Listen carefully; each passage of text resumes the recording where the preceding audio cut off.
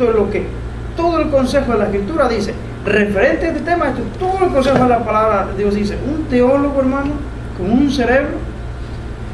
Y muchos hasta el día de hoy reconocen el conocimiento, el aporte a la interpretación de las Escrituras por parte de Juan Calvino. Pero hay un detalle ahí. Y es aquí donde también tenemos que ser honestos. Juan Calvino en su propia vida personal se dice muchas cosas. ¿Okay? Pero recordemos que estamos hablando de tiempos antiguos. Se dice de Juan Calvino, dice la historia, que Juan Calvino consintió en la muerte de aquel, creo que Miguel Serva se apellidaba, por ser un herético, un hereje, un hombre que decía que Jesucristo no era Dios, y que también consintió la muerte de no sé cuántos más.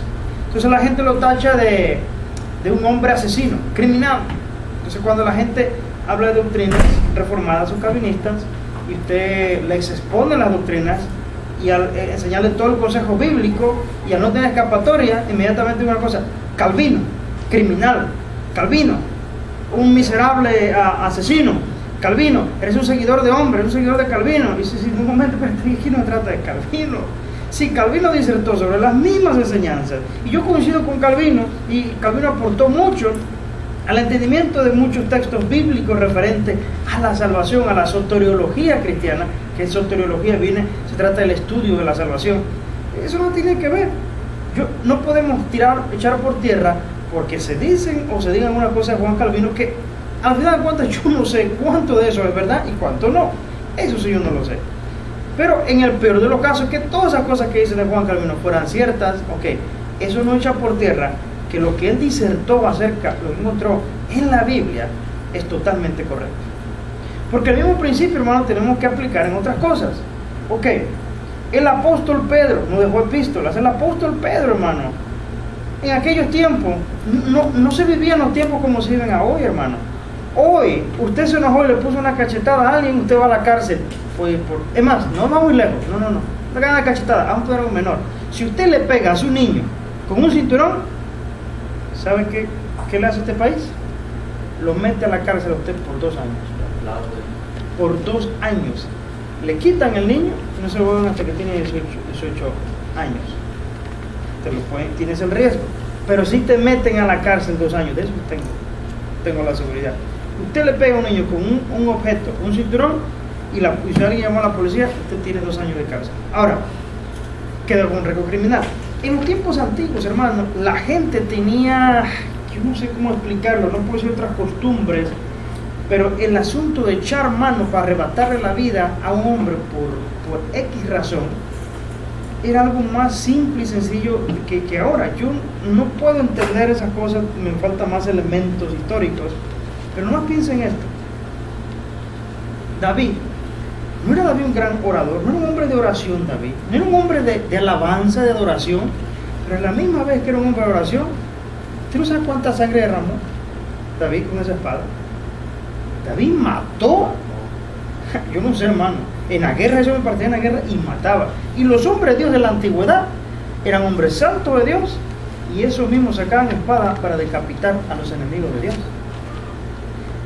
Es que estamos hablando de tiempos de antigüedad, hermano, donde ahora es diferente. Samuel no era un hombre santo de Dios, era un profeta de Dios. ¿Qué hizo Samuel? Y no estoy hablando de justificar, hermano, de ninguna manera los actos que se dicen de Juan Calvino. Yo tanto no quiero traer esto a un sano juicio referente a esto. Si es lícito, si es conveniente echar por tierra la teología de alguien, porque en su vida personal algunas cosas fueron erradas. Samuel en ese tiempo, cuando Saúl no ejecutó la orden de Dios exactamente, ese mismo hombre sacó la espada y decapitó a ese rey. Lo decapitó ahí. Elías decapitó más de 400 profetas de Baal a orilla de un arroyo. Hombre santo de Dios, pero no temía y no pensaban 2 veces darle cuello a los enemigos de Dios. El asunto es que en los tiempos antiguos la gente era más dada a eso de que ¿qué revolución se levantó acá? ¿Cuál es la orden de parte tuya? Tú que eres líder y nos ayudas todos, ¿sabes qué? Denle muerte. Denle muerte a eso. Denle muerte. Ahora te pongo otro ejemplo. ¿Qué si algún cristiano llega a ser presidente de esta nación? Y a esta nación la atacan musulmanes. Y Y bueno, ¿qué puedo decir? El gabinete le dice, bueno, ¿y qué acción tomamos nosotros? ¿Qué acción tomamos? Nos están derribando edificios, han atacado lugares principales, Nueva York, Texas, Luisiana, zonas petroleras, y nos están invadiendo. ¿Qué hacemos? ¿Y qué se dice el hombre de Dios? No, líbreme Dios de yo matar a una persona allá. ¿Qué van a ir dando orden de que usted le haga guerra y mate a esa pobre gente? No, que nos maten a nosotros todo lo que quieran, pero nosotros no vamos a meter mano, porque yo soy un hombre de Dios que tiene amor de Dios. Espérense, mi hermano, ahí pongamos las cosas en orden y de la forma correcta. Ese hombre tiene una responsabilidad, aunque sea cristiano, tiene la orden de proteger a su país. ¿Sabes qué? Tiene que haber una orden. ¿Cuál es la orden? Preparen los ejércitos y averigüen de dónde vino la agresión y aniquilen esa ciudad. Vayan y respóndanle. Pero, ¿cómo? Pues sí, espérate, señor presidente, pero es que en el ejército que estás enviando incluso hay cristianos. Un cristiano va a ir y le va a disparar a otro ser humano y lo va a matar. Eso no puede ser, dirán algunos. Sí puede ser, ve y mátalo. Hermano, un policía, un oficial de policía puede ser cristiano y tiene la autoridad en un momento de defensa, quitarle la vida, dispararle al delincuente, y si lo mata, él no es ni acusado ni nada de eso. Aún en los tiempos de hoy, eso todavía es lícito, hermano. Ahora, repito, yo no estoy tratando de justificar los actos que haya hecho Juan Calvino, que no tengo los detalles, pero se dice en la vida de Juan Calvino. Pero un policía no puede agredir a una persona si no es agredido primero. Por supuesto. Por eso su vida corre peligro. Sí. Él puede defenderse. Sí. Ahora, otra cosa, si el delincuente huye, el delincuente pone resistencia, sí le puede disparar a la policía. No hay cosas que sí se pueden hacer. Disparar, pero a los pies. Para herirlo, solamente sin la intención de matarlo. Puede disparar las piernas y qué sé yo, para que caiga. Pero bueno, ¿qué fue lo que Calvino hizo en su vida personal? No lo sé. Pero tenemos que olvidar un poquito, no se trata de Calvino. No se trata de que nosotros vamos a seguir a un hombre. Calvino sencillamente sistematizó de una forma teológica y disertó mucho sobre la doctrina de la soteriología cristiana que se habían predicado ya siempre. ¿Dónde las encontramos? En la Biblia. Cuando yo, por ejemplo, he entrado en debates con personas que mantienen posturas arminianas, yo no cito a Calvino. Y ellos inmediatamente me lo citan a cada rato. Le digo, momento, para de citarme a Calvino. Yo no te estoy citando a Calvino, yo te estoy citando la Biblia. No es que eres un hijo de Calvino. Bueno, ¿tú eres un hijo de Arminio? No, pues es que bajo el concepto de lo que definen los calvinistas, definen el arminianismo así, bajo ese concepto, pues sí, soy un arminiano. Bueno, entonces yo te puedo decir que si yo coincido con las doctrinas de Calvino y eso me hace hijo de Calvino, entonces, como tú coincides con la doctrina de Jacobo Arminio, tú eres un arminiano, muchos no quieren ser tampoco llamados arminianos, porque si yo no sigo un hombre, pues de la misma forma, yo no sigo un hombre. Si Calvino profundizó en la soteriología cristiana y él sistematizó lo que la iglesia siempre había enseñado, hermano, eso no nos hace a nosotros seguidores de ningún hombre ni de Calvino. Ahora, ¿cómo que llegamos a este paréntesis? Porque hablamos de la Reforma. Cuando la Reforma se dio lugar, años más tarde se levanta esta propagación de arminianismo, que después de que Jacobo de Arminio murió, los seguidores de Arminio formaron sus 5 puntos en los cuales ellos creían, ¿verdad? Que el hombre está muerto, pero puede todavía buscar a Dios, que el hombre es elegido según la presencia de Dios, porque Dios conoce el futuro y Dios sabía que lo iba a elegir, entonces por eso Dios lo eligió, que la muerte de Cristo pagó por los pecados de todo el mundo, ya los pecados ya están pagados por todos. Yo creo en una universalidad. Esa es la tercera doctrina. La cuarta, yo creo que el Espíritu Santo y la gracia de Dios puede ser de todo resistir, está en las manos del poder del pecador, lo acepta o no lo acepta, es totalmente resistible, está en las manos del pecador, eso no depende de Dios, no hay tal cosa como una soberanía de Dios en la salvación. Y el último punto arminiano es que aquellos que han recibido salvación y nacieron de nuevo, se tienen que guardar, tienen que cuidar su salvación, de lo contrario, una vez de haber sido salvos, pueden perecer eternamente y condenarse en el infierno.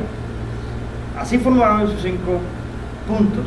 Después del Sínodo de Dort, que duró mucho tiempo, todos, unánime, aquellos que se juntaron, aquellos hombres de Dios, hombres piadosos, teólogos y gente conocedora de la Escritura en aquel tiempo, unánimes, estuvieron de acuerdo en que las 5 doctrinas arminianas eran herejes y que eran de condenarse. Más sin embargo, ahora aquí tenemos que parar bien la oreja. Por aquí donde se voltea la tortilla, y muchos, por no tener conocimiento, dicen, bueno, han atacado muy bien esto y no tenemos que decir. Todo el tiempo se acusa, en lugar de acusar al arminianismo, se acusa al calvinismo, por la doctrina reformada. Calvino formuló 5 puntos. Se inventó sus 5 puntos que en inglés llaman tulip, T-U-L-I-P, tulip, que significa en español tulipán. Y muchos erróneamente, sin tener conocimiento histórico, creen que algunos seguidores de Calvino dijeron, a ver, vamos a hacer un acróstico. Ahora voy a usar este pizarrón, hermano. Aquí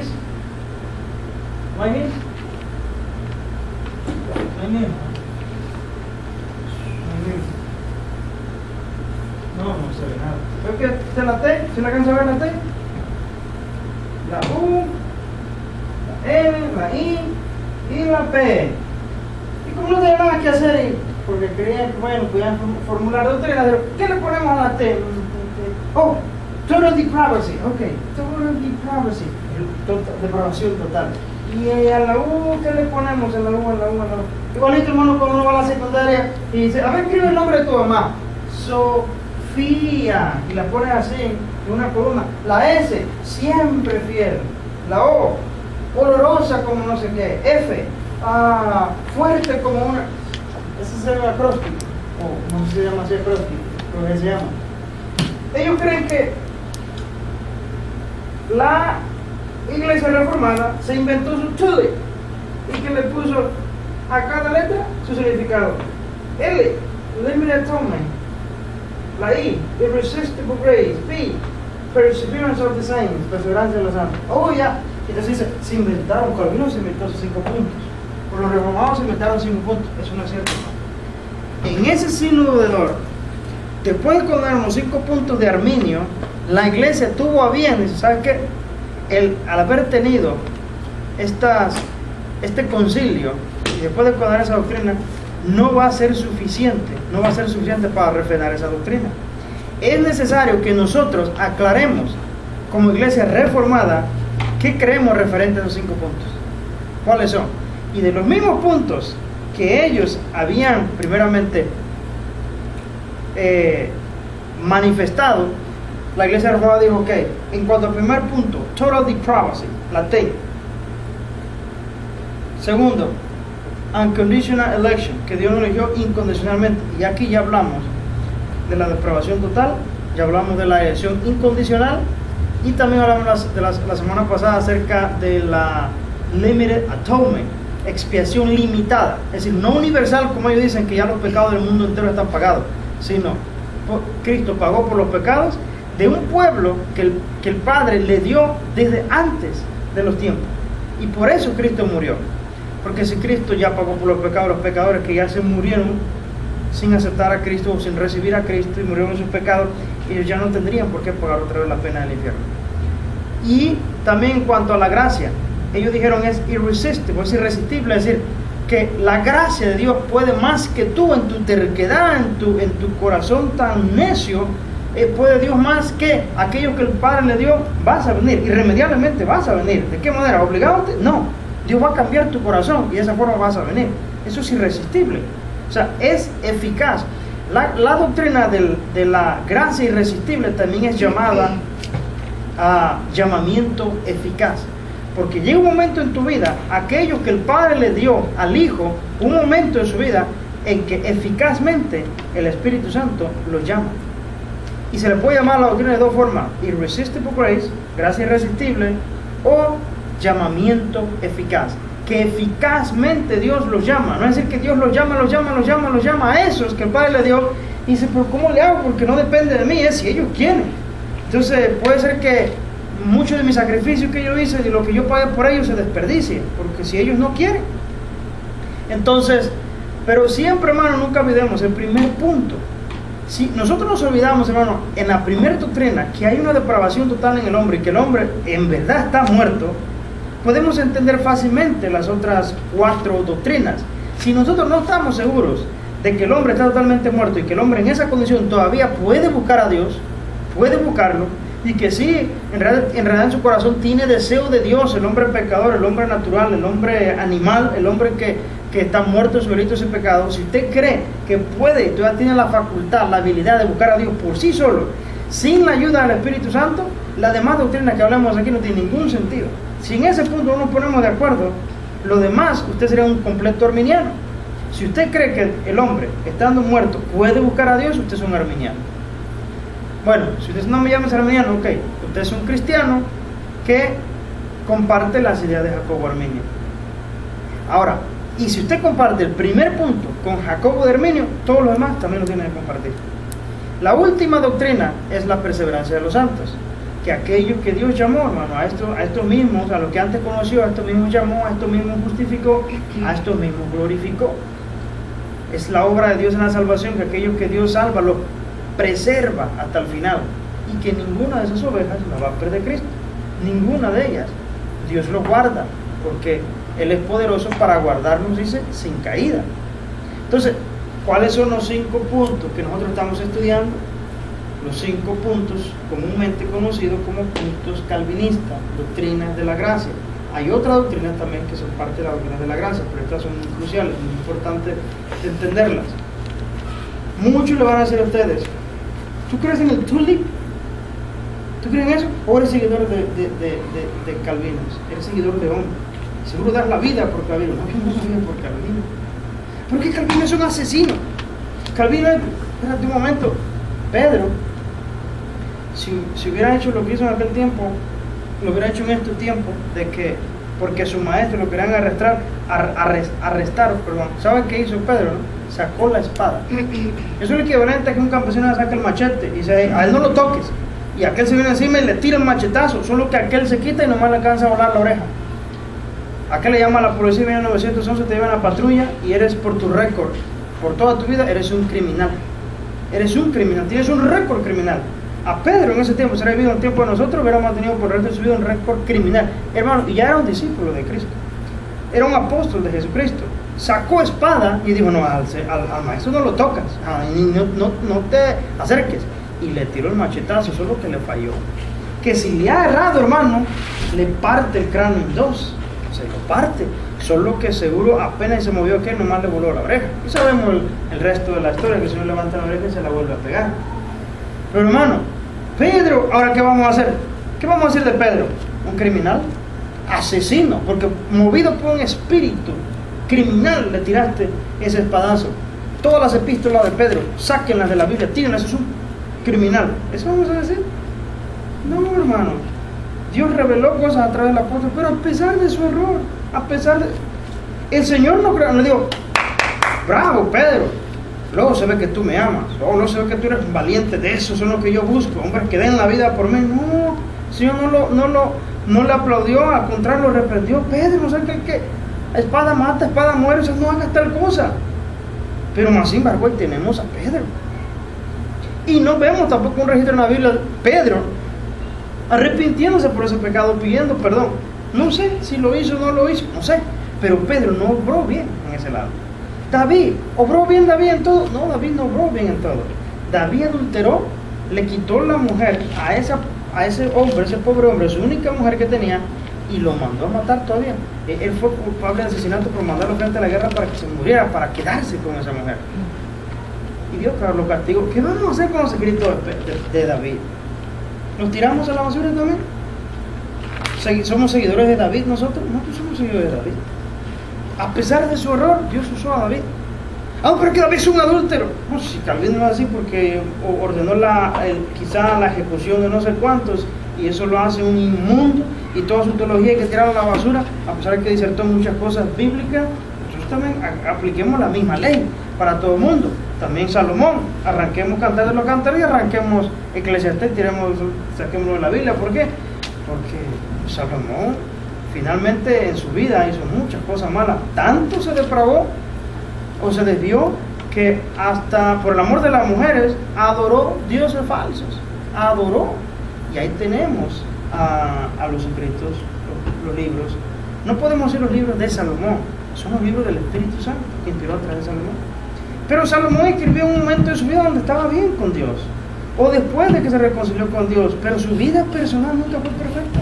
Ahora, y si vamos a ponernos tan legalistas como muchos arminianos se ponen y en sus debates, cuando ya no pueden más con el debate acerca de sana doctrina, no tienen otra arma más ellos tan deseada a usar que apuntar y acusar a Calvino de todo tipo de nombres, y queriéndonos decir que quienes queremos doctrina reformada seguimos a un hombre. No seguimos a un hombre. Yo le he dicho a muchos en debate, no he leído nunca en mi vida un libro de Calvino. Yo nunca he leído un libro de Calvino. No porque tú sigues la doctrina de Calvino, yo nunca he leído un libro de Calvino. Desde que hemos empezado el debate y llevamos horas debatiendo, te he citado la Biblia, y tú no sales de citarme a Calvino. Pero que Calvino un día dijo, a mí no me importa lo que dijo Calvino, yo no sigo a Calvino. Y si Calvino nunca hubiera disertado sobre esta doctrina, seguiríamos creyendo lo mismo. La iglesia siempre predicó lo mismo, solo que Calvino la sistematizó. Y eso ayudó mucho a la iglesia reformada en aquel tiempo. Por eso es que cuando en el sínodo de Dort, después de haber condenado a las doctrinas arminianas como herejes, dijeron, estos son los 5 puntos que nosotros creemos antagónicos a lo que ellos creen. Que hay una depravación total, que hay una elección incondicional, que hay una expiación limitada, que se limita solamente a los creyentes, no a todo el mundo. Hay además un llamamiento eficaz, que es una gracia irresistible, que Dios opera en los pecadores, en el pueblo que Dios le dio a su Hijo, y que hay una perseverancia en los santos. No es tal cosa como que aquel que vino a la salvación, un día se va a perder. El ejemplo bíblico nos dice todo lo contrario. Y sus 5 puntos, hermanos, son conocidos como 5 puntos calvinistas, porque aportó mucho en ese tiempo Calvino. Pero muchos le van a decir a ustedes que esos 5 puntos calvinistas se los inventó Calvino. Calvino ya no estaba presente, ni él dijo, hágame estos 5 puntos. No. Quienes estaban ya influenciados y ya habían leído mucho, o fueron, digamos, ayudados mucho por la teología sistematizada de Calvino, dijeron, bueno, esto es lo que nosotros creemos referente a la Escritura, porque de esto han disertado los grandes hombres de Dios, igual que Lutero, San Agustín de Hipona, y lo mismo que el apóstol Pablo enseña. ¿Qué vamos a estudiar esta noche? El cuarto punto, que se llama gracia irresistible, o también llamado llamamiento eficaz. Pero antes de pasar ahí, ¿qué piensan ustedes de las otras 3 doctrinas? ¿Las entienden? ¿Han sido lo suficientemente claras? Hay ciertas cosas que si ustedes no las entienden, yo no puedo aceptar tal cosa. Hoy fui en la mañana a Dunkin' Donuts, y cuando ya había ganado mi orden, un señor americano ya había tenido lo suyo y me puso una invitación, un panfleto para invitarme a su iglesia, un americano que habla muy bien español, y me dijo, una iglesia bautista no sé qué. Muy bien, yo lo uso en teología bautista, le digo, ¿ustedes enseñan teología reformada? No. ¿Por qué? Aquí yo no creo eso que Dios elige unos para el cielo y otros los elige para el infierno. Oye, pero estás arrancando de una base muy tergiversada, distorsionada, porque eso no es lo que enseñan las doctrinas reformadas. El calvinismo no enseña tal cosa. El calvinismo no enseña que Dios se puso en la puerta del cielo y que todo el mundo quiere entrar, y Dios arbitrariamente le dice a quien quiere entrar, no, tú no entras, porque a ti te destiné para el infierno. Es decir, que Leo dice aquí, le está rogando a Dios en la puerta, déjame entrar, pero yo quiero creer en ti, yo me arrepiento de pecado. Y Dios diciéndole, Leo, pero ¿cuántas veces te voy a decir cabeza dura? Te he dicho 1000 veces que yo a ti no te escogí para salvación. Tú estás irremediablemente irte al infierno. Y aquel que dice, no quiero, pues a ti te meto, pero no quiero, te voy a meter. Pero que yo no quiero, no me entiendes. ¿Cuántas veces te voy a decir que yo no creo en ti, no te quiero, te aborrezco con todas las fuerzas de mi alma, déjame en paz? Y Dios dice, no, es que no trata de que si quieres o no quieres, te voy a forzar y te voy a meter a la fuerza. Tú quieres meterte, pero a ti como te detienes para el infierno, te vas a ir al infierno. Y tú no quieres, y a pesar que yo te ruego, finalmente te meto a la fuerza. Eso lo presenta así el arminianismo. Que yo no entiendo esa doctrina de que Dios mete a la fuerza a unos al cielo pataleando y a otros que quieren entrar al cielo los manda al infierno. ¿Quién dijo tal cosa? Nunca se ha enseñado tal cosa, hermano. O quizá un hipercalvinista que tergiversa la doctrina, porque hay los hipercalvinistas, quiero que sepan. El hipercalvinista tergiversa la doctrina. Hermano, eso no enseña la doctrina reformada. Yo que he dicho varias veces, la escena no es esa de que Dios le ruega a Dios, perdón, que el hombre le ruega a Dios que lo deje entrar y Dios le dice no, porque estás condenado al infierno y estás irremediablemente en ese lugar. Hermano, la escena es diferente. La escena es que nadie quiere a Dios. Según Romanos capítulo 3, no hay quien busque a Dios, no hay justo ni a uno. Todos se desviaron, todos a una se hicieron inútiles, no hay uno bueno, ni siquiera uno. El cuadro lo pone horrible. Dice que hay veneno de áspides bajo de su lengua, su boca, el sepulcro abierto en su garganta, sus pies se encaminan a derramar sangre, y nos dice, hermano, un cuadro tan negro. Muertos en delitos y pecados, no quieren, son enemigos de Dios. Ese es el cuadro que nadie quiere buscar a Dios. Sin elección de parte de Dios, resultado, ¿cómo termina la ecuación? Todos se van al infierno. De modo, para que algunos se salven, tiene que haber una elección. Dios tiene que elegir de aquellos que no quieren y cambiarle su corazón para que quieran. Y eso es lo que vamos a hablar hoy del llamamiento eficaz, de la gracia irresistible. ¿Cómo opera eso de la gracia irresistible? ¿Cómo opera eso del llamamiento eficaz? Para eso vamos a ir a Juan capítulo 6. Y nos quedan escasos 20 minutos. Si usted va a muchas iglesias, hermano, de corte arminiano, y si algún día que está viendo esta clase, quizás esta grabación termina en YouTube, porque ahorita, hermano, cualquier macuarro como yo que dé una clasecita la puede ver hasta en Sudáfrica, hermano. Ahorita ya no hay límites, hermano, ya no hay límites. Usted se puede hacer famoso en cuestión de minutos con un video que corra por todo YouTube. O sea que yo no tengo duda, hermano, que a muchos pastores, algunos maestros, ciertos líderes aquí mismo en Memphis, un día llegan a ver esta clase y no la van a entender y no la van a aceptar. Y me van a tachar muchos de herejes. Y muchos se van a acercar a ustedes a decirle, hermana Sonia, hermano Caín, yo no puedo creerlo. Yo ya escuché esas clases que hermanos van en esa iglesia, hermano. Hermano, pídanle revelación a Dios y pidan que saquen a ese hombre de esa iglesia. Ese hombre va a dañar la iglesia, hermano. Ese hombre va a traer división. Yo ya escuché una de sus enseñanzas, hermano. ¿Qué es eso de que enseña un Dios que uno lo coge para el cielo y otro para el infierno? No, hermano. Dios lo ha dejado al hombre, a su libre albedrío. Y apelan a su libre albedrío. Y me van a echar de hereje, me van a echar todo esto. No, yo lo sé, hermano. Ahora, yo no soy el gran teólogo, hermano, pero una cosa, yo he leído la Escritura y tampoco sé toda la Escritura. Yo soy un hombre que estoy aprendiendo. Pero he escuchado, hermano, las enseñanzas que históricamente los grandes hombres de Dios han enseñado referente a estos temas, hermano. Los teólogos más respetados al día de hoy, que los más respetados y los que más son bíblicos, los que son más equilibrados en la doctrina, que son, por cierto, calvinistas. Caramba, estas doctrinas las tienen, pero si bien explicadas y después tanto que las he escuchado, estoy, hermano, no solamente convencido, sino doblemente convencido de que no hay doctrina más bíblica, hermano, que la doctrina reformada, que el arminianismo no es otra cosa más que un humanismo, que intenta ser el abogado de Dios, intenta cubrir la reputación de Dios y saltar algunos versículos porque esto no, parece que tacha la imagen de Dios. Intenta ser el abogado de Dios, como si yo necesitara un abogado. Juan capítulo 6, versículo 37 a 39 dice: todo lo que el Padre me da, ¿qué dice? Vendrá a mí. Vendrá a mí.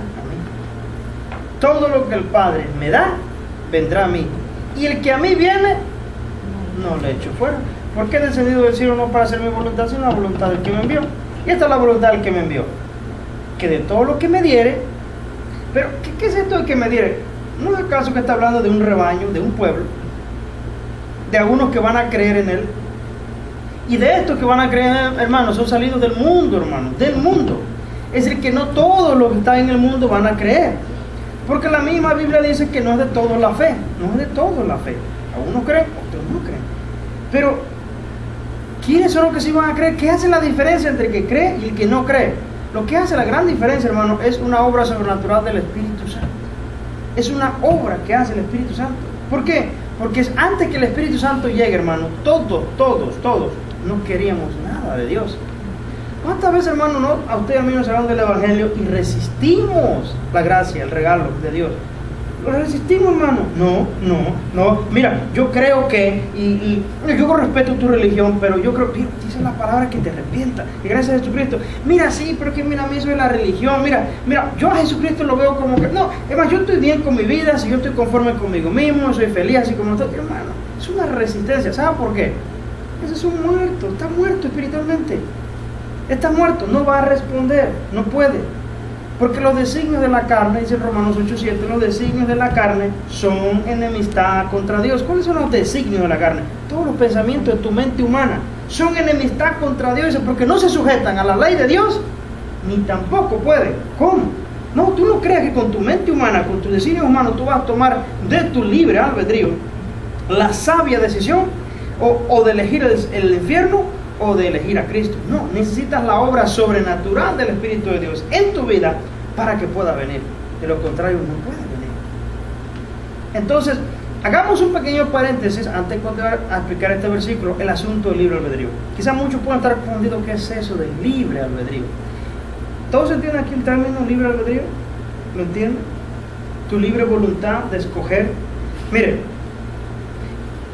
quienes son del corte arminiano, que aunque ellos mismos no sepan que son arminianos, nos acusan a quienes no tenemos la postura arminiana, sino que nos llaman a nosotros reformados o calvinistas, da igual como quieran llamar, somos cristianos, punto. Eso es lo más importante, independientemente del corte teológico, línea teológica que sigamos, somos cristianos. Ellos dicen, es que los calvinistas, los reformados, ellos dicen que el libre albedrío no existe. Ahora vamos a explicar eso. Si existe o no existe el libre albedrío. Mire, el libre albedrío existe y no existe dependiendo qué es para usted el libre albedrío, cómo lo interpreta el libre albedrío.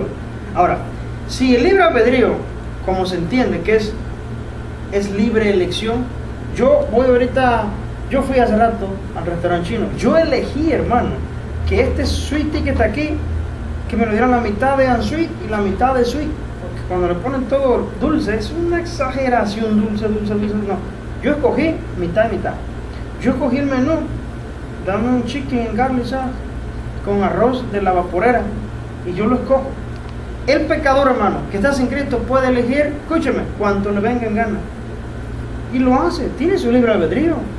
Ellos van al Subway y escogen cómo quieren el sándwich, ellos escogen a la esposa que quieren, ellos escogen el trabajo que quieran. Ellos escogen, y nosotros escogimos antes de conocer a Cristo cuántas cosas que hicimos, hermano. Lo que hicimos. Ahí sí hay un libre albedrío. Por supuesto que tú puedes decir lo que tú quieras. Nadie de nosotros como reformados estamos diciendo que el pecador allá afuera, el no regenerado, no tiene un libre albedrío. Sí lo tiene. Pero espérate un momento. Entonces, ¿dónde el libre albedrío no te funciona?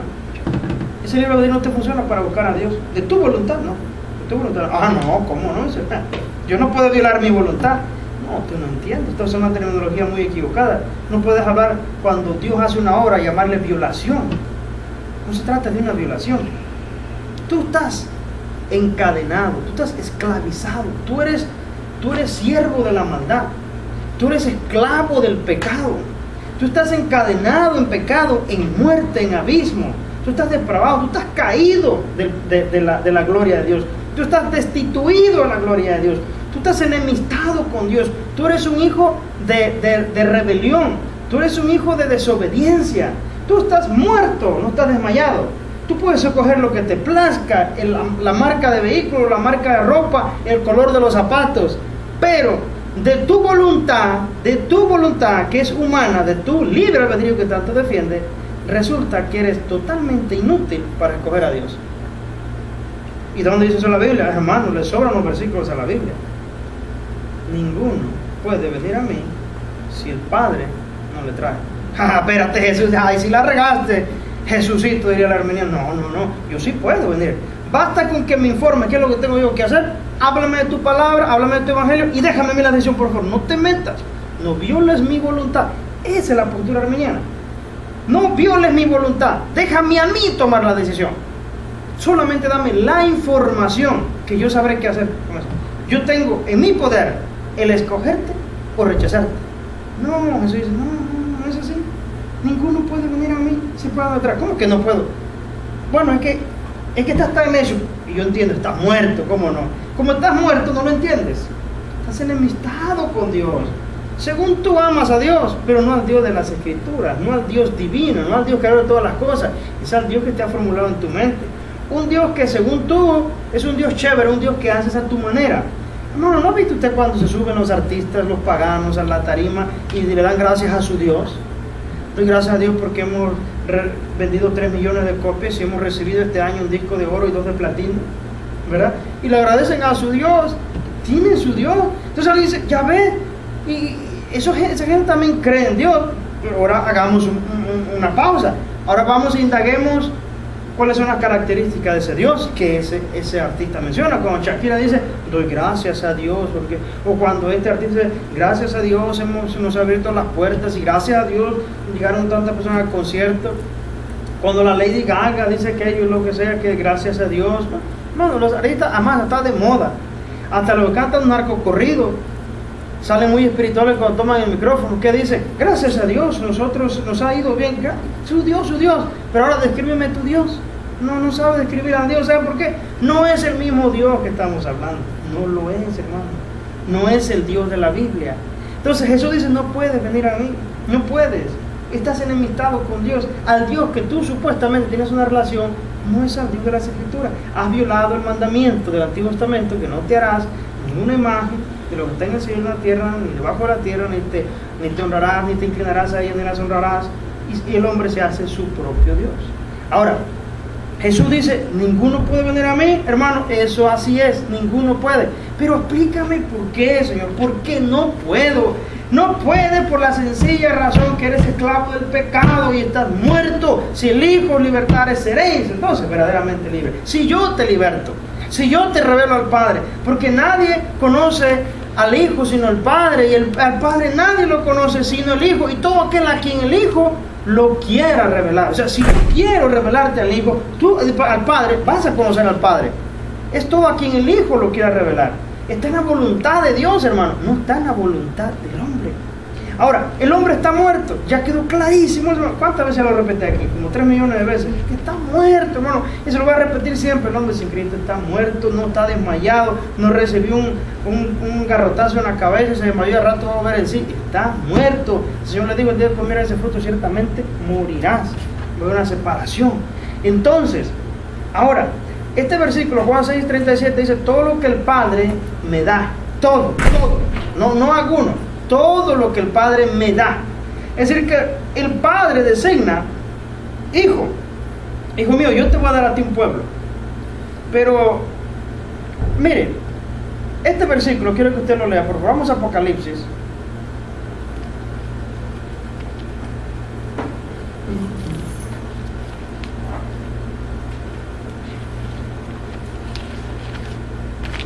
A ver si encuentro el versículo.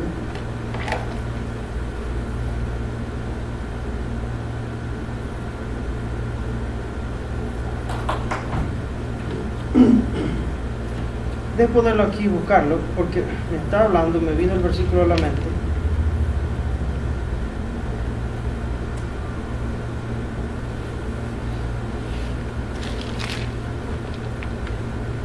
Bueno, este no está relacionado, pero habla un poco. Apocalipsis 21:27 dice, no entrarán en ella ninguna cosa inmunda o que hace abominación ni mentira, sino solamente los que están inscritos en el libro de la vida del Cordero. Pero este no es el versículo que estoy buscando.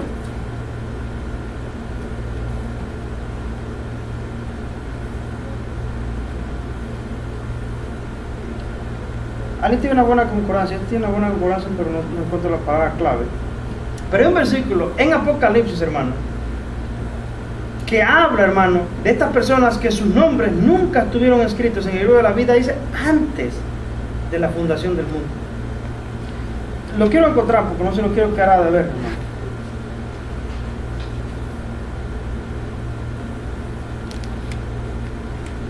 Pero anote ahí, antes de llegar a Apocalipsis, escucha este versículo también. Juan 17:24.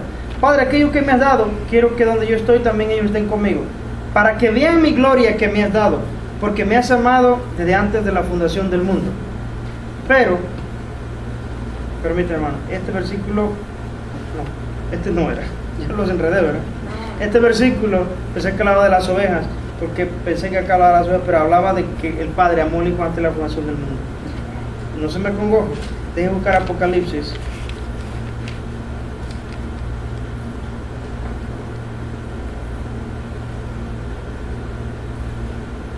Que este versículo es importante y no se lo quiero quedar a deber.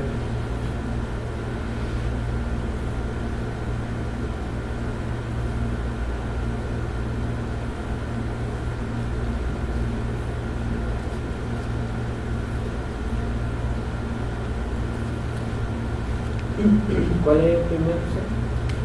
¿21 qué? No. 21, 27. Juan 17, 4.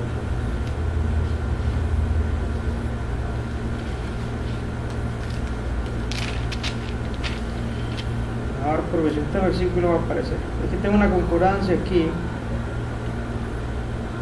Que lo leí el otro día, pero no recordar la palabra clave que habla. Pero el versículo habla de que la razón que estos no creyeron o obedecieron a la bestia era porque su nombre nunca estuvieron escritos en el libro de la vida desde antes de la fundación del mundo.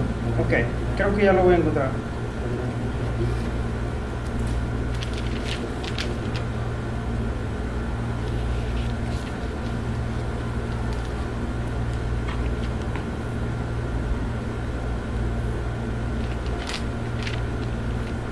Si no voy a tener que parar, pues si no vamos a poder continuar con la clase. Tengo mucho más versículos que hablar.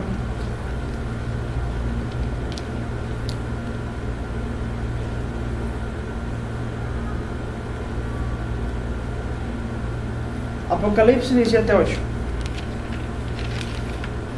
Mire, ¿por qué era tan importante el versículo? Mire, el versículo que estuvimos leyendo de Juan, capítulo 6, 37 en adelante, dice que todo lo que el Padre me da. Y aquí es importante aclarar quiénes son y cuándo le da al Padre ese pueblo, esas ovejas a Cristo. El Padre dice al Hijo, yo te he dado un pueblo. Y Cristo, hermano, cuando descendió del cielo, descendió a morir, hermano, como lo explicamos en la semana pasada, a morir tan solamente por el pueblo que el Padre le había dado. Pueblo, hermano, que nosotros no lo conocemos en su totalidad. Porque la Biblia, cuando habla de los elegidos, es imposible, eso no nos ha sido revelado a nosotros. Es donde llega el hipercalvinista, que muchos hipercalvinistas empezaron a buscar, entre comillas, entre ellos, evidencias de elección entre algunas personas y queriéndose limitar a predicar el evangelio solamente a quienes ellos consideraban que había evidencia de elección. Eso es un error completo, hermano. Eso daña la teología, la doctrina. Nosotros no sabemos quiénes son los elegidos. Dios a su tiempo, hermano, va a llamar a los que el Padre le dio y van a venir, hermano, al Hijo. ¿Por qué? Porque Cristo murió, hermano, eficazmente por ese pueblo.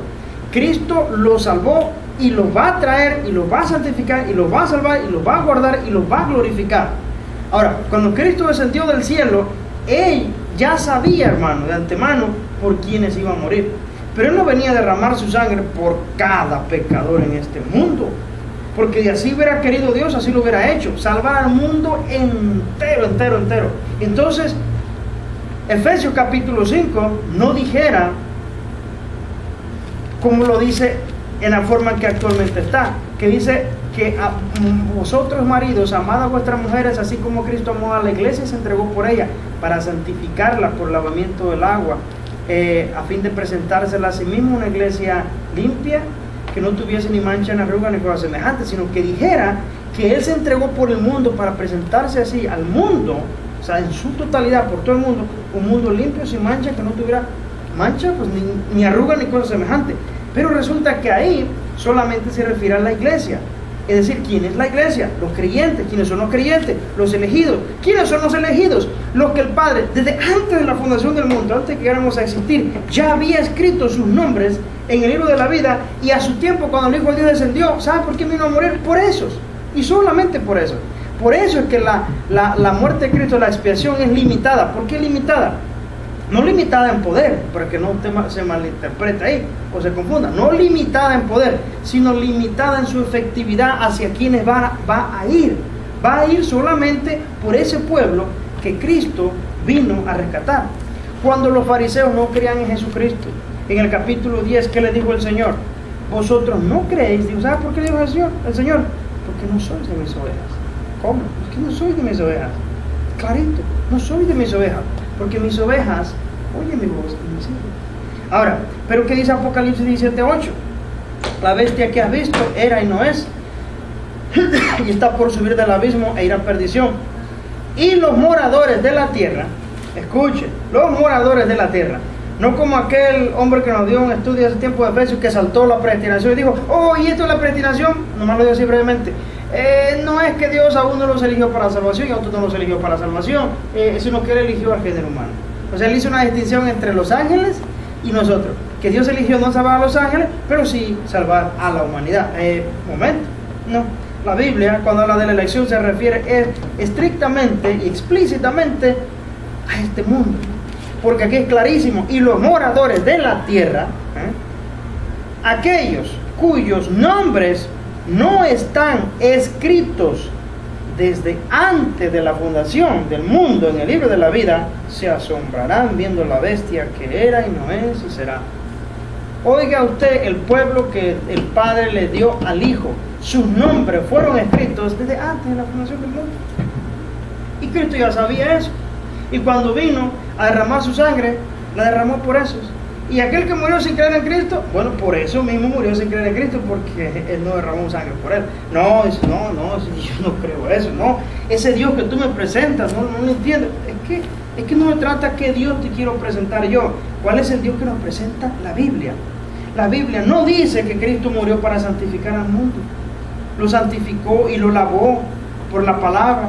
Y se lo presentó el mundo a sí mismo, un mundo limpio, glorioso, que no tuviera mancha, ni arruga, ni cosas semejantes, sino que fuera un mundo. No es el mundo, es la iglesia que salió del mundo. Por eso dice Juan 6:37, todo lo que el Padre me da, vendrá, irremediablemente, hermano, vendrá. ¿Por qué vendrá? Porque ya fue elegido, por eso es que vendrá, porque ya fue escrito su nombre en el libro de la vida desde antes de la fundación del mundo. Pero ¿cómo va a venir? ¿Qué va a hacer Dios? ¿Me va a traer la fuerza? La fuerza. Entonces explícame cómo va a traer. Sencillo. Como tú resistes y eres obstinado en no recibir a Dios, ¿sabes qué va a hacer Dios? Muy amablemente te va a quitar ese corazón de piedra y te va a poner uno nuevo para que puedas obedecer su mandamiento. Y vas a venir. ¿Y sabes cómo vas a venir? Gozosamente, en arrepentimiento y fe. Y va a ser obra de Dios, para que no te jactes. Va a ser obra de Dios. Así se explica, hermano, la doctrina. No recibe usted esas amenazas torcidas de que, oh, cuidadito con ese Dios, cuidadito con esa doctrina. Mira que hablar de un Dios que a uno se coge para el infierno y otro para la gloria. No, hermano, cuidado con esa doctrina del diablo. Usted explíquele, ¿no? Si quiere, yo te explico. Eso no es así. ¿Quiere que te explique? Explíquele usted la doctrina. Por eso es que venimos a esta clase, hermano, para entender. Digo, no entiende la doctrina, no entiende la doctrina de la predestinación. Hermano, que eso es la predestinación del diablo, hermano. Del vivo diablo, del demonio. Ah, caramba, del demonio. Oye, espera, entonces está la Biblia del demonio. Porque mira, predestinado, que fuimos predestinados. No, entonces explícame qué eso es predestinado. No, hermano, a mí no me gusta someter mucho de Biblia y letras, pero no creo esas cosas. No lo dice la Biblia dice que hay una predestinación. ¿Qué vamos a hacer? ¿Vamos a tapar los ojos ante la realidad? Vamos a tratar de defender a Dios en lo que yo creo que Dios cometió mal. Hermano, no he dicho aquí, hemos dicho varias veces esto. ¿Quién es el hombre, hermano, con su mente corrupta y afectada por el pecado? Todas sus facultades han sido afectadas por el pecado, para que le venga a decir a Dios lo que es bueno hacer. No, eso no se me hace justo. Eso no va con el carácter justo y misericordioso de Dios. ¿Cómo que no? ¿Quiere? Entonces tú clamas justicia quiere, ¿verdad? Bueno, si Dios no hubiera dado justicia, hermano. Si usted un día ha orado a Dios y le dice, Dios, dame lo que merezco. Usted no sabe lo que se metió. ¿Quiere que Dios le dé lo que se merece usted? ¿Lo que me merezco yo? Nunca debemos hacer esa oración, hermano. Jamás. Dios, dame lo que yo me merezco. El infierno es lo que te va a dar, eso es lo que te mereces. El vivo infierno, las llamas del infierno te merecen. No, hermano, nosotros no merecemos nada, hermano. Somos inmerecedores. Por eso que eso es lo que significa la palabra gracia. Es un favor, es una misericordia inmerecida. Lo que pasa es que nosotros no conocemos el significado de gracia. No, por gracia soy salvo, se nos hace fácil como repetir el himno nacional, ¿verdad? ¿Cuántas veces cantamos el himno nacional? No lo entendimos ni papa, ¿verdad? Ni papa. Mexicanos al grito de guerra, el acero aprestado y el bridón. Oye, espérate, explícame esa parte. No sé qué será eso. El acero aprestado y el bridón. Explícame, no sé, pero llevo 7 años cantándolo. No lo sabemos. Y así hacemos con muchos versículos de la Biblia. Porque por gracia soy salvo, por medio de la fe, esto no por obra, gracia y gloria. Ahora explícame eso. No sé. ¿Qué es la gracia? No sé. Hermano, gracia es un favor inmerecido. Es decir, en otras palabras, porque por misericordia inmerecida, tú, Charlie, has sido salvado. Caín, Sonia, Roberto, por un favor que no merecías. ¿Para qué? Para que no haya jactancia en nosotros. Ahora, lo que el Padre le da al Hijo, hermano, irremediablemente va a venir al Hijo. Va a venir lo que el Padre le da al Hijo. Y cuando ellos vienen, ¿sabe qué hace el Señor? No le echa fuera. No le echa fuera. Ahora vamos, en ese mismo capítulo, más adelante el Señor aclara. Ninguno puede venir a mí, en el versículo 44 del mismo capítulo 6, ninguno puede venir a mí si el Padre que me envió no le trajere. Y yo le resucitaré, dice, en el día postrero. Hermano, ahí está clarísimo. ¿Quién puede venir al Hijo sin ayuda del Padre? Si el Padre le traiga, ninguno. Hermano, esa doctrina ya no tiene ni caso estarle macheteando tanto. Ya está clarísimo, hermano. Nadie, ninguno, absolutamente ninguno. Ahora, en Juan 10:16 el Señor dijo, Juan 10:16, también tengo otras ovejas que no son de este redil. Aquellas también debo traer, y oirán mi voz, y habrá un rebaño, y habrá un pastor. Y ahora nos saltamos al versículo 27. Mis ovejas, dice, oyen mi voz, y yo las conozco, y me siguen, y yo les doy vida eterna, y no perecerán jamás, y nadie las arrebatará de mi mano. Mi Padre que me la dio es mayor que todos, y nadie las puede arrebatar de la mano de mi Padre. Yo y el Padre uno somos. Dice, mis ovejas oyen mi voz. Hay ovejas de Cristo, hermano, que oirán la voz de su Señor y vendrán a Él. Recibirán el llamado, el llamamiento eficaz. Lo van a escuchar y van a venir. Ahora, escuchen, aquí yo quiero, antes de proseguir con la enseñanza, quiero decir algo que es importante. Ya son las 8:07 minutos. Si nosotros no entendemos que la obra de salvación, hermano, es una obra de Dios completamente, y que a través de la predicación del Evangelio el Espíritu Santo obra en los pecadores para persuadirlos, a pesar de su terquedad, persuadirlos, seducirlos, convencerlos de su pecado, para que se arrepientan. Cuando el hombre no entiende, el predicador, estas cosas, él cree que la decisión tiene que venir del pecador, y que la decisión es tuya la decisión. Él apela a su libre albedrío. Mira, si tú tan solo te decides por Cristo, si tú tan solo te animas, si tú decides darle tu vida a Cristo, entonces el pecador, o perdón dicho, el predicador, busca todo tipo de sistemas y métodos. ¿Qué hacemos? ¿Qué hacemos para que yo lo convenza que haga su decisión? Para convencerlo. Y ahí empiezan a presentar a un Cristo que no es bíblico, a un Cristo, hermano, que es ruega, y te llora, y te llora. Es cierto, usted no me va a dejar mentir. Cuando se da una predicación y el predicador, cuando termina la enseñanza y hace un llamado, hermano, se lleva más tiempo rogándole a la gente que lo que le predicó el Evangelio. Cuando la Biblia dice que el Evangelio es poder de Dios para salvación, tú predicas el Evangelio y ahora deja el trabajo del Espíritu Santo. Él salvará a quien Él quiera. Él lo salvará y lo va a traer. Lo va a traer al Hijo, lo va a traer al arrepentimiento. Pero tú no te des 3 horas de ruego, rogándole, y se arma, hermano, todo un escenario. Por eso, hermano, es importante que analicemos los movimientos actuales y determinar qué es bíblico, qué no, qué es bueno y dónde usted se debe meter o no. ¿Cuál es el error más típico de la iglesia moderna?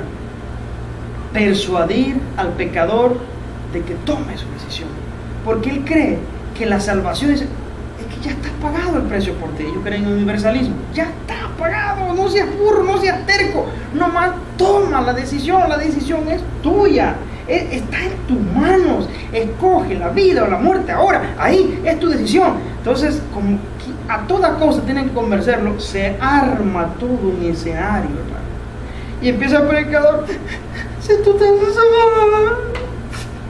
dieras tu vida a Cristo, le empieza a rogar, hermano, como aquel que le ruega a un mendigo, dame porque no me muero. No te da, Cristo te está llamando, Cristo, y entonces se va y corre el músico rápido, agarra el teclado. ¿Sabe por qué hace eso? Porque duda del poder del Evangelio para salvación a través de la predicación.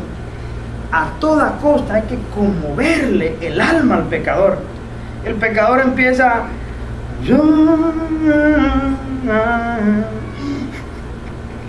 y empieza, ya le tocó el alma, hermano, ya le tocó el alma. La música, o le pone una música de Marcela Gándara allá, o le pone una música acá, Dios manda. Entonces el pecador y se conmueve, y el predicador le sigue rogando, haz tu decisión. Si el predicador logra que ese pecador haga la decisión y recite una oración, ya según ella metió en el cielo, porque la decisión es tuya, pero no es cierto. La Biblia no dice eso.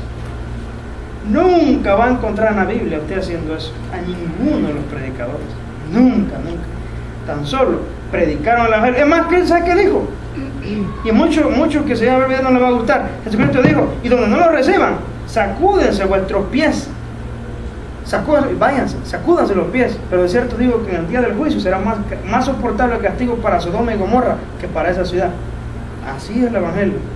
El evangelio, hermano, no es para presentar a un Cristo que está llorándole al pecador, como que está, que no te das cuenta todo lo que yo sufrí por ti.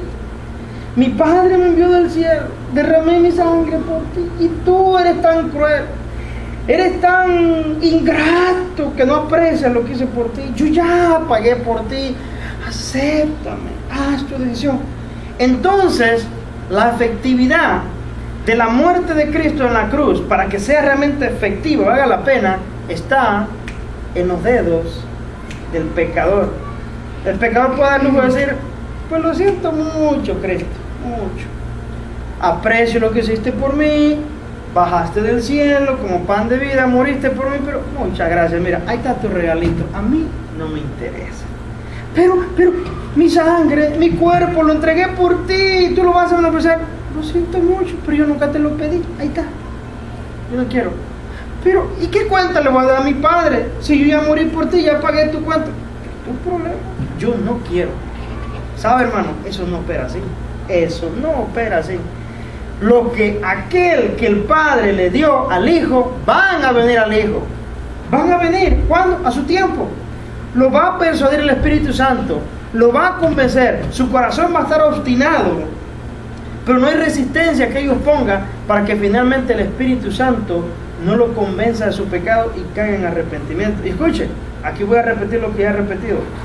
No le está violando su voluntad al Espíritu Santo. ¿Sabe qué le está haciendo? Dígamelo usted, porque ya lo repetí muchas veces. Le está desatando sus cadenas, hermano. Eso es lo que realmente le está haciendo. Bueno, usted puede concebir la idea de un hombre que está preso, y un día pasa alguien y le quita la red y dice, vete, eres libre. Y aquel se pone enojado. ¿Y tú qué te crees? ¿Tú qué te crees? Me estás sacando así nomás. Yo nunca te lo pedí. Bravo porque le abrieron las puertas de la cárcel. O sea, ¿en qué mente sana cabe eso? No, en ninguna. ¿En qué mente sana cabe de que tú, estando preso, muerto en tus delitos y pecados, vino el Espíritu Santo y te llamó, te sacó, te libertó, y tú dices, no, me siento que Dios ha violado mi libre albedrío? No, que sí es cierto, tú no querías, pero Dios te cambió el corazón para que ahora si quisieras, te lo cambió. Por eso es que ahora quieres, por eso querías venir a Cristo. ¿Sabes por qué? Porque Dios obró en ti. No fue de tu carne. ¿Por qué? Porque la Biblia dice que estos que han nacido de Dios no nacieron por voluntad de varón ni voluntad de carne, sino que son nacidos de Dios. Dios los hace nacer. No es su decisión, no es su designio, porque su designio, su mente no se sujeta a la ley de Dios ni tampoco puede. Ahora, yo quiero citarle, por ejemplo, un hombre citó estas palabras que yo creo que son muy acertadas. Él dijo lo siguiente. Dice, Cristo mismo declara tan tiernamente en Mateo 11:28 lo siguiente: venid a mí todos los que estáis trabajados y cargados, y yo os haré descansar. ¿Has leído ese versículo? Eso lo dijo Cristo. Venid a mí, ¿quiénes? Todos los que estáis trabajados y cargados, y yo os haré descansar. Dice, él sigue hablando. Él habla a los que están trabajados y cargados. Estos, dice él, están profundamente conscientes de su carga de pecado y culpa. Dios ha obrado en sus corazones. Dios ha abierto sus corazones para que crean el testimonio de la Escritura, quienes por naturaleza están muertos en el pecado. O sea, Dios ha obrado en sus corazones. El hombre malvado rechaza el reconocer y confesar el peso del pecado. Él va por todos lados afirmando que él no tiene ninguna carga, que él no está trabajado ni cansado. Pero Cristo llama poderosamente a aquellos que vienen al conocimiento de su pecado a venir a Él para un descanso. Estos ciertamente vienen y obtienen el descanso que ellos desean. De este modo debe hablar la iglesia a los trabajados y cargados, señalándoles a ellos a Cristo, quien ciertamente sin duda les da descanso. No sé si entendió, hermano, la cita de este hombre. Dios dice, venid a mí los que estáis trabajados y cargados. Pero ¿sabe quién puede reconocer que está trabajado y cargado y que necesita de Dios? Solamente aquellos en cuyos corazones Dios ha obrado. Solamente. Porque si Dios, hermano, esto es trágico. Trágico. La diferencia entre arminianismo y calvinismo no es una cosa demasiado sencillita. O llamémosles entre el arminianismo y las doctrinas bíblicas. Escuchen. Para el arminiano, Dios descendió del cielo, creó un sistema de salvación y ya pagó por todos. Ahora, tú, da el paso, ven y haz uso de ese beneficio de salvación para vida eterna. Pero está en tu decisión. Dios no te va a hacer nada por ti. Dios ya hizo por ti, dice yo. Ellos dicen así, Dios ya hizo por ti, ahora tú, te toca a ti. Pero hermano, piensa en esto, nunca olvides. Y estando el hombre en esa condición, bien dijo el apologista español Miguel, ¿cómo se llama? Miguel Rosell Carrillo, algo así. Él dijo, ¿de qué sirve el sacrificio de Cristo en manos de un cadáver? ¿Sabe de qué sirve, hermano? De nada. Ahí está el sacrificio de Cristo enfrente de un valle de cadáveres. ¿Qué uso le hace el cadáver al sacrificio de Cristo que está frente a ellos? Nada. Ahí está. Si Dios dice, ahí está el sacrificio de mi hijo, ahora ustedes beneficien de ese sacrificio. El sistema de salvación ya está establecido. Ustedes hagan uso, vengan por ustedes mismos. Nunca van a venir. ¿Por qué? Porque no pueden. Y el arminiano le va a defender hasta sus últimos días, hasta el lecho de muerte, su libre albedrío. No, si Dios es realmente soberano, dicen ellos, no tiene por qué violar mi libre decisión. Es mi decisión, es mi decisión. Y digo, pero qué buena decisión puedes tú tomar estando muerto espiritualmente, siendo un enemigo de Dios. ¿Y desde cuándo un enemigo trata de aproximarse, acercarse a un enemigo? No, al contrario, se repelen. Si tú eres enemigo de la cruz, si tú eres enemigo de Cristo, ¿cómo vas a venir? Tiene que haber un llamamiento eficaz. Tiene que Dios llamarte de la muerte y decir, ven de la muerte. Hermano, ¿sabe qué necesita una persona para creer al Evangelio de Jesucristo? Necesita nacer de nuevo. Yo no sé si puedo explicar este ejemplo, hermano, porque yo sé que puedo hablar mucho y no explicar nada. Pero ahí está la cruz de Cristo, ahí está la salvación. Y este es un valle del cadáver. El cadáver, por estar muerto, el cadáver, por ser un cadáver, por tener mortandad, no puede hacer uso del sacrificio. Para que se beneficie del sacrificio y vea la luz gloriosa de Cristo y venga la salvación, Dios, el Espíritu, tiene que soplar vida en ellos y ellos van a incorporarse, por todo poniendo de una manera ilustrativa. Y cuando abran los ojos y Dios le quita la venda de los ojos para que vean la luz gloriosa de Cristo, hermano, irresistiblemente van a venir a la luz de Cristo, van a venir y van a tener fe para creer en ese evangelio, y por medio de esa fe tienen salvación. Es una obra de Dios, hermano, que ocurre así, es instantáneo, el nuevo nacimiento. Hay que nacer de nuevo para que puedas creer. El Espíritu Santo tiene que regenerar. Pero ¿a quiénes ha de regenerar el Espíritu? Yo no sé a quién va a regenerar el Espíritu. Yo sé que por la predicación del Evangelio, el Espíritu Santo hace la obra. ¿Cómo la hace? Lo único que el Señor se limitó a decir, que dice, el viento sopla donde quiere y oye su sonido, mas no sabe de dónde viene ni a dónde va. Así es todo aquel que es nacido del Espíritu. El Señor lo ilustra como un viento que pasa y va dando vida. Pero ¿a quién le da vida? Eso está en el secreto de Dios. Le ha de dar vida y van a venir, hermano, irresistiblemente. Es decir, no es que no se van a oponer, no, sí se van a oponer, pero no se van a oponer lo suficiente para que el Espíritu Santo no los convenza, los persuada y vamos a decir, que los convenza de su pecado. Porque ese trabajo del Espíritu Santo, convencerlo del pecado, y lo convence. Pero el pecador no es tarea del pecador, del predicador convencerlo. No es poniéndole música, no es amenazándolo con todo tipo de amenaza, no haciéndole ofertas de que yo te lo garantizo que si hoy tú recibes a Cristo, ese negocio va a prosperar. Ese hijo tuyo se va a levantar del hospital, y le hacen todo tipo de ofertas. ¿Por qué? Porque tienen que lograr, como dé lugar a toda costa, que haga una decisión, porque ellos creen que está en las manos del pecador. Entonces, ¿qué es lo que tenemos como resultado, hermano? Millones y millones de falsas conversiones. No son conversiones hechas por el Espíritu Santo, son falsas conversiones. Y hacen todo tipo de cosas, hermanos, como aquella oración tramposa que yo le he dicho, repite la oración, y si aquel la repitió, pero lo hizo inconscientemente, pues ya no te puedes echar para atrás, tú ya repetiste la oración, ya eres un hijo de Dios, ya eres parte de la familia de Dios.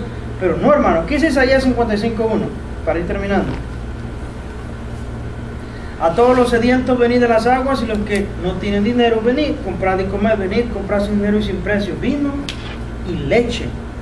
A todos los que están sedientos. Hermano, usted ha conocido a los mundanos. Dígame usted, para ser honesto con la doctrina, ¿desde cuándo el mundano, hermano, está sediento de Dios? Está anhelando a Dios en su corazón y está en una búsqueda de Dios. No, hermano, es todo lo opuesto. O no me diga que usted en el tiempo que andaba sin Cristo, qué sed de Dios tenía. Usted, no, qué bárbaro, una sed de Dios. Sed de la vironga, como dirán en el norte de México, de la cerveza. Eso sí se lo creo. Sed de pecado. ¿Por qué?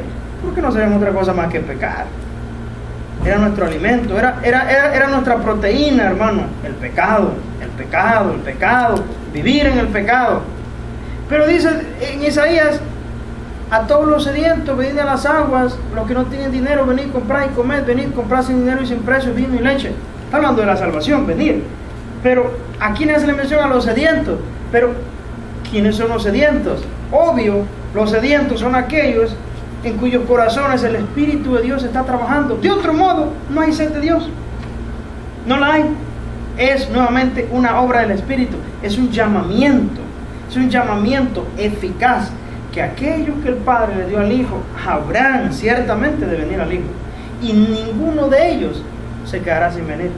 Ninguno de ellos que el Señor reciba ha de perder. Él lo dijo, que Él le da vida eterna y que le resucitará en el día postrero. No va a perder ni uno, hermano, ni uno. Ahora, no dice la palabra que Dios es paciente para con todo eso, no queriendo que ninguno perezca, sino que todos procedan al arrepentimiento. Vayamos a ese versículo, porque hay algo importante que analizar en ese versículo.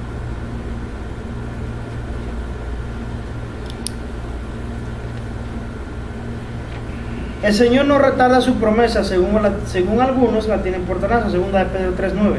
Si no tienen tiempo de buscarlo, solo escuchen. El Señor no retarda su promesa, según algunos la tienen por tardanza, sino que es paciente. Léalo, por favor, creo que ahí sí lo voy a solicitar su ayuda. Segunda de Pedro 3:9. Segunda de Pedro 3:9. Su promesa, según algunos la tienen por tardanza. ¿Quién encontró el versículo ya?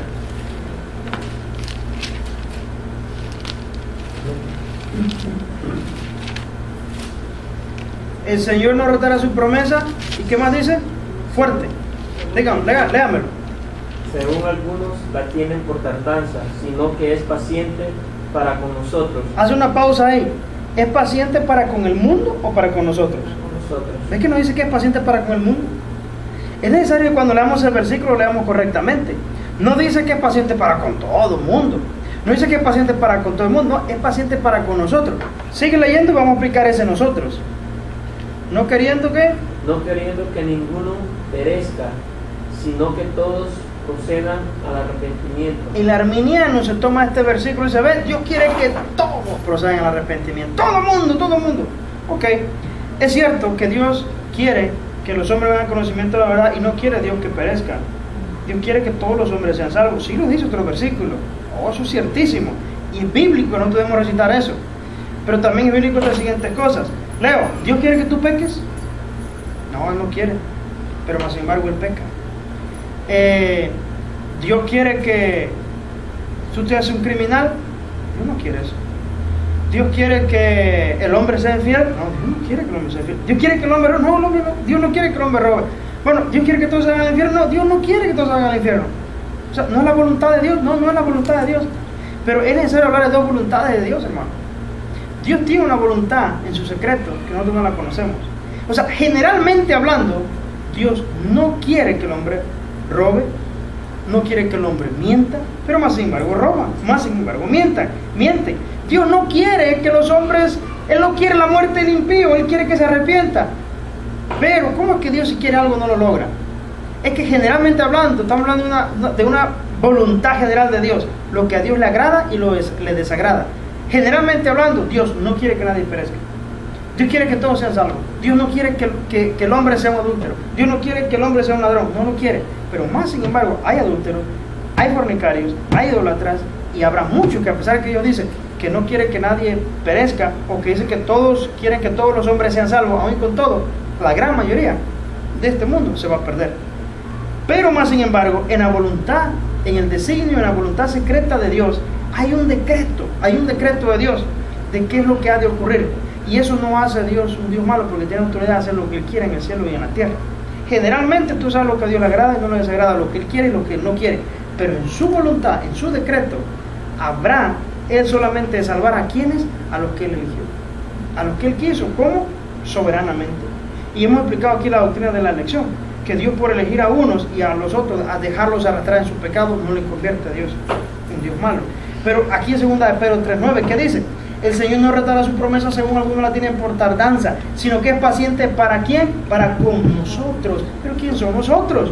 Obvio, los nosotros es el pueblo de Dios, es el pueblo que el Padre le dio al Hijo, son los elegidos, son los escogidos. Aunque el arminiano le retuerza a eso como echarle un limón a la herida. Otra vez insertaste a los elegidos. Sí, hermano, eso es lo que está diciendo, que el Señor es paciente para con nosotros. Es decir, que el Señor está esperando, hermano. Va a llegar un momento en que el último que va a ser salvo, que es de las ovejas de Cristo, entra a la salvación, y ahí se acabó.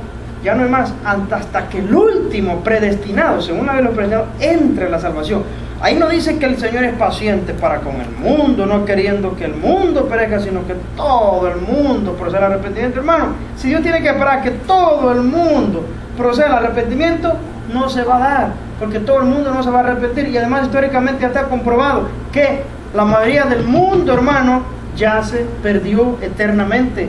La mayoría de la ciudad donde usted viene y del pueblo donde usted viene ya murieron en sus pecados y están perdidos eternamente. Entonces este versículo no puede significar que Dios se sentó a decir, no, es que todavía no voy a enviar a mi hijo porque estoy esperando que todo el mundo proceda al arrepentimiento. Entonces nunca va a venir Cristo, porque al menos el año pasado se murieron 5 yo conozco y no quisieron creer en Cristo. O sea que ya esto ya no funcionó, porque eso ya se fueron. Y ahora hay que esperar los que vienen todavía, que entre todos los de arrepentimiento. No, pero el mundo no quiere, el mundo no va a entrar. Entonces este versículo, hermano, no significa que todo el mundo se va a salvar y que Dios es paciente para con todo el mundo. No, es paciente para con nosotros. Es decir, que Dios ya ha predestinado quién será el último. Es más, hay un versículo en la Biblia que yo sé que me costaría tiempo buscarlo aquí, no quiero detenerlo demasiado, pero hay una parte en Apocalipsis también que habla del número de los escogidos, que hasta que no quiero mencionar mal el versículo, pero es el número de que entra la salvación y está relacionado a esto, hermano. Si no está aquí en la primera, lo evadimos, hermano. Yo se lo quiero ver en otra ocasión.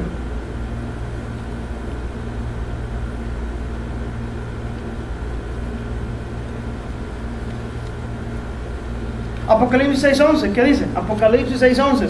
Y se les dieron vestiduras blancas y se les dijo, descansen todavía un poco tiempo hasta que se completara el número de sus consiervos y sus hermanos, que también habían de ser muertos como ellos. Hay un número que tiene que cumplir. Hay un número que está en el conocimiento de Dios, que se tiene que cumplir, hermano. ¿Cuántos serán los que se van a salvar? No lo sabemos, Dios sí lo sabe. Y el número se debe completar, hermano. Entonces Dios es paciente, ¿para quién? Para con los elegidos, hermano, no para con el mundo. Vamos allá a ir al final de la clase. Mira, el teólogo Stephen Lawson dijo lo siguiente, es un teólogo reformado. Dice: no hay corazón humano que sea tan obstinado que el espíritu no pueda conquistar y convertir. De eso se trata la gracia irresistible, de eso se trata el llamamiento eficaz, que a pesar de que sea obstinado el corazón, Dios, el Espíritu Santo, como quiere, hermano, lo puede conquistar, lo puede convertir. ¿De qué manera lo puede convertir? Rompiéndole esas ataduras, esas cadenas de esclavitud del pecado para traerlo a Cristo. Ahora, Charles Spurgeon dijo lo siguiente: la inmutable voluntad de Dios es mucho mayor que la terca voluntad del hombre. Dios conquista finalmente al hombre. ¿Por qué lo conquistó? Porque aquellas ovejas que el Padre le dio al Hijo vendrán a mí. Vendrán. Y eso sencillamente así es, hermano. Van a venir al Hijo. Para terminar, yo voy a leerle esta parte, hermano. Tengo aquí. Yo no sé si ustedes que tanto han escuchado de Charles Spurgeon, que es conocido como el príncipe de los predicadores. Se lo voy a leer rápido para no quitarle más su tiempo y con eso terminamos la clase. Hay alguien que hace un artículo sobre Spurgeon, cita algunas cosas que Spurgeon dijo acerca de la doctrina de la gracia irresistible o llamamiento eficaz. Entonces este hombre escribe este artículo, dice: hoy descubrimos lo que Charles Spurgeon creía acerca de la doctrina de la gracia irresistible. No sé si hasta allá me escucha, porque al terminar esta nota terminamos la clase. Charles Spurgeon afirmó la doctrina de la gracia irresistible. Dice: esta es la obra soberana del Espíritu Santo que convence, llama, atrae y regenera a los pecadores elegidos. Esta obra indefectiblemente se traduce en la fe de todos los elegidos. Todo lo que el Padre eligió en la eternidad pasada y todos aquellos por quienes murió el Hijo son aquellos a quienes el Espíritu lleva a la fe en Jesucristo. Ninguno a quien el Padre eligió y por quien Cristo murió fallará en creer. ¿Escuchó eso? Ninguno a quien el Padre eligió y por quien Cristo murió fallará en creer. El Espíritu Santo concede el arrepentimiento y la fe a estos pecadores elegidos y asegura su conversión. Este llamado irresistible es distinto al llamado general del Evangelio. El primero se extiende solo a los elegidos y no puede ser resistido. Este último se extiende a todos los que escuchan el Evangelio y es resistido, además, aparte del llamamiento eficaz del Espíritu. Según Spurgeon explicó, el llamado general del Evangelio es como el común cacarear de la gallina, que siempre da cuando los pollos están a su alrededor, pero si hay algún peligro inminente, entonces ella, o sea la gallina, le hace un llamado muy peculiar. ¿Usted ha escuchado eso como la gallina como cacarea? Pero cuando la gallina sabe que hay un peligro, hace un cacareo diferente, que le hace un llamado a los polluelos. ¿Y qué hacen los polluelos? Entonces ella le hace un llamado muy peculiar, muy diferente de lo ordinario, y los pollitos vienen corriendo tan rápido como pueden y se esconden buscando seguridad debajo de sus alas. Mire, esta es la diferencia del llamado general al mundo entero al llamado eficaz que Dios hace a sus elegidos. Ahora, a este punto, cuando hablamos de los elegidos, usted no lo debe ver como lo ve el arminiano. Usted ya sabe, cuando digo elegidos, no me refiero a alguien que se puede ensoberbecer, yo soy elegido de Dios, yo sí soy el elegido, porque el que no entiende esta doctrina cree que es mucha presunción, o sea, uy, eso soy el elegido. Hermanos, los elegidos los habla la Biblia y se refiere a los creyentes. Dios es un llamado general, pero a lo que Dios ha predestinado en eternidad pasada, tenerlos a su Hijo, les hace un llamado peculiar y los trae. Es un pueblo que el Padre le da al Hijo que a su tiempo los ha de traer eficazmente. Aquellos por quien Cristo murió, hermano, sin duda, irremediablemente, vendrán a la fe de Jesucristo. ¿Por qué? ¿Forzándole su voluntad? No, ¿verdad que no? No forzándose, ¿verdad? Cambiándole el corazón. Es un acto de gracia y de misericordia. Dice, no me gusta eso de la elección. Pues si no tenemos elección, hermano, tenemos como resultado el infierno. Dice entonces Spurgeon, Ese es el llamado que queremos, el llamado peculiar y eficaz de Dios a los suyos. Este llamamiento eficaz siempre mantiene su efecto deseado, la salvación de los que son de Dios. Dificultad no es una palabra que se encuentra en el diccionario de los cielos. Nada puede ser imposible para Dios, dijo Charles Spurgeon. El llamado soberano de Dios, Spurgeon afirmó, es mucho más poderoso que la resistencia de cualquier hombre. Un hombre no es salvado contra su voluntad, sino que se le hace dispuesto para la operación del Espíritu Santo. Una gracia poderosa que no desea resistirse a la entrada en el hombre, lo desarma, hace una nueva criatura de él y él se salva. Esto no significa que nadie está más allá del poder de Dios. Voy a repetir esto. Esto no significa que nadie está más allá del poder de Dios. Y vuelvo a citar la misma cita de cita de Spurgeon. Dificultad no es una palabra que se encuentra en el diccionario de los cielos. Nada puede ser imposible para Dios. Los reprobados que juran, cuya boca se ennegrece con blasfemia, cuyo corazón es un infierno mismo y su vida como las llamas hediondas de una fosa sin fondo. Tal hombre, si el Señor pone sus ojos en él y extiende su brazo de la gracia irresistible, sin embargo, alabará a Dios y bendecirá su nombre y vivirá para su honra. En resumen, no hay corazón humano que sea tan obstinado que el Espíritu no pueda conquistar y convertir. Ya está terminando la nota, hermano. De esto se trata la gracia irresistible, el llamamiento eficaz. Sí ponemos resistencia delante de Dios, pero el Espíritu Santo, ¿qué hace? Nos convence, nos liberta, nos cambia el corazón y nos da un corazón nuevo. Spurgeon describe cómo el Espíritu había conquistado su propio corazón obstinado. Sí, dice, cuando Él vino a mí por primera vez, dice, ¿acaso yo no le menosprecié? Cuando Él tocó la puerta y solicitó entrar, ¿no lo corrí y lo agravié a pesar de su gracia? Ese puedo recordar muy a menudo, hice eso hasta que finalmente, por el poder de su gracia eficaz, Él dijo, debo entrar y voy a entrar. Y luego Él cambió mi corazón y me hizo amarlo. Así como el Espíritu Santo hizo volver el corazón de Spurgeon, así Él lo hace en todos los elegidos por el Padre, haciéndoles creer en el Hijo. Spurgeon se gloriaba en este triunfo de la gracia soberana de Dios. La inmutable voluntad de Dios, proclamó, es mucho mayor que la terca voluntad del hombre. Hay otras cosas más que leer del artículo, pero aquí lo voy a parar.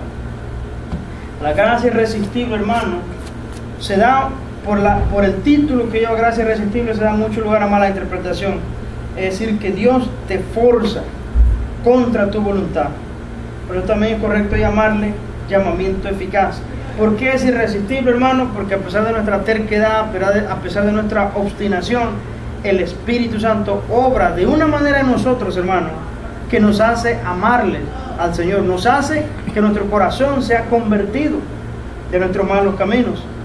Entonces, cuando vemos al predicador, hermano, rogándole al pecador, rogándole, es porque no entiende el poder del Evangelio para salvación. Y no entiende que es una obra del Espíritu Santo, que Él solo te tiene que limitar, hermano, a predicar el Evangelio, solamente predicar el Evangelio. No te dediques a rogarle al pecador, porque no es el trabajo de convencer de pecado y de convertir, no es el trabajo del predicador, ese es el trabajo de Dios, el Espíritu Santo. Muchas gracias, hermano, por su tiempo, atención. Yo creo, hermano, que el último punto, el quinto, ya no va a haber necesidad de tocarlo. La razón, ¿por qué? Porque ya es muy bien conocido. La doctrina de la perseverancia de los santos, hermano, ya aquí ustedes la conocen de pies a cabeza. Conocen muchos versículos, hermano, que respaldan la doctrina de una seguridad eterna. Así que creo que no va a ser necesario que entremos en esa clase. Terminamos el libro de Efesios ya semanas atrás. Y se termina con hoy esta noche, la cuarta de las 5 doctrinas. Nomás tocamos 4, porque la quinta es súper bien conocida.